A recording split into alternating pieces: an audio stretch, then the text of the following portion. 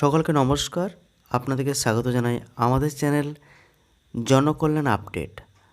আজকে আমি আলোচনা করব বর্তমান সরকার অর্থাৎ বিজেপি সরকারের 8টি সংকল্পের কথা।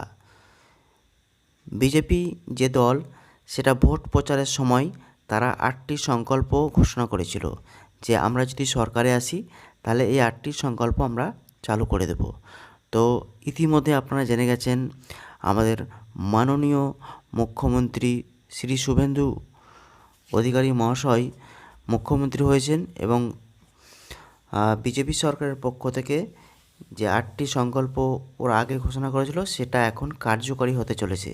তো আপনারা ভিডিওটি শেষ পর্যন্ত দেখতে থাকুন।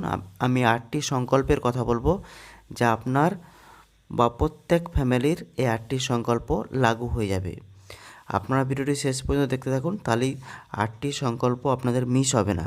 তো প্রথমেই আমি 8টি সংকল্প জাস্ট আমি নামগুলো বলে নিচ্ছি, এরপর আমি বিস্তারিত আলোচনা করব কী কী। তো প্রথম যে সংকল্পটা হচ্ছে সেটা হচ্ছে সর্বজনীন স্বাস্থ্য কভার 5 লক্ষ টাকা, অর্থাৎ আয়ুষ্মান ভারত যে কার্ড হয় সেটা।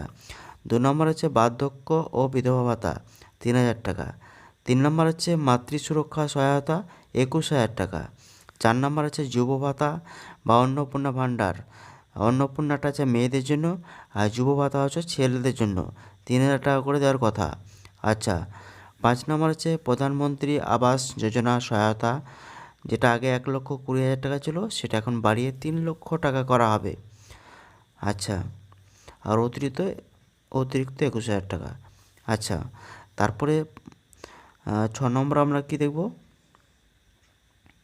আচ্ছা, এখানে মিস হয়ে গেছে 6 নম্বরটা, সে যাই হোক। তারপরে চাকরি প্রার্থী অনুদান 15,000 টাকা, অর্থাৎ যারা চাকরির জন্য প্রিপারেশন নেবে তাদের ক্ষেত্রে 15,000 টাকা দেবে, অর্থাৎ একটা রেঞ্জ থাকবে যে উচ্চ মাধ্যমিক পাস করার পরে এই টাকাটা পাবে। আচ্ছা, তারপরে দেখুন গ্রামীণ কর্মসংস্থান, যেটা হচ্ছে আমরা জানি যে MGNRG আগে নাম ছিল, এখন যদিও নাম পরিবর্তন হয়েছে। তো আমরা যেভাবে জানি যেটা আছে জব কার্ডের মাধ্যমে যে কাজটি পাওয়া যায়, আগে 100 দিনের কাজ পাওয়া যেত, এখন বৎসরে 125 দিন কাজ পাওয়া যাবে। আচ্ছা, আমি এই 8টি সংকল্পের কথা বললাম, এখানে 8টি দেখাচ্ছে না, মানে 7টি জায়গা একটা মিস হয়ে গেছে।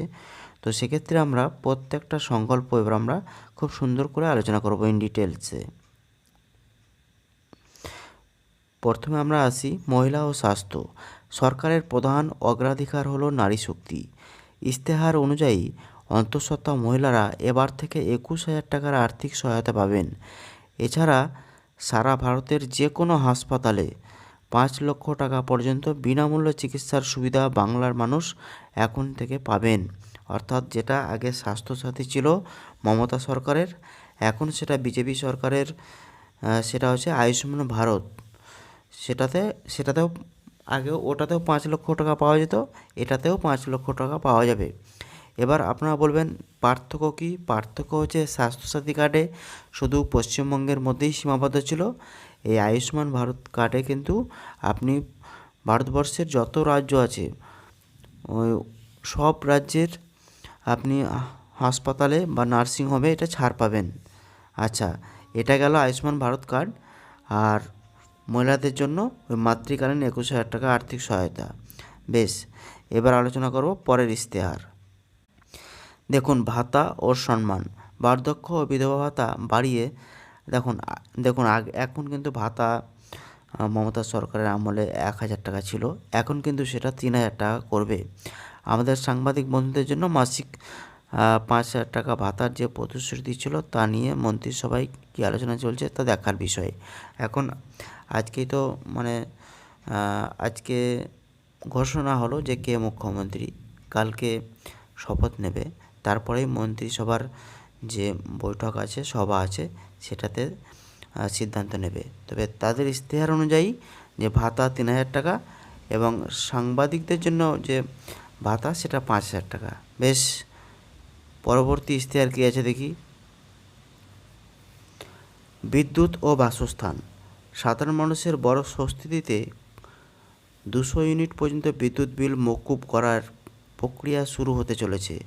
এর সাথে প্রধানমন্ত্রী আবাস যোজনায় যারা এখনও বাড়ি পাননি তাদের জন্য পাকা বাড়ির কাজ দ্রুত শুরু হবে। আচ্ছা, সবথেকে যেটা ইম্পর্ট্যান্ট সেটা হচ্ছে 200 ইউনিট পর্যন্ত বিদ্যুৎ মকুব, মানে খুব ভালো একটা মানে সিদ্ধান্ত কিন্তু। আচ্ছা, তারপরে ইশতেহার দেখি।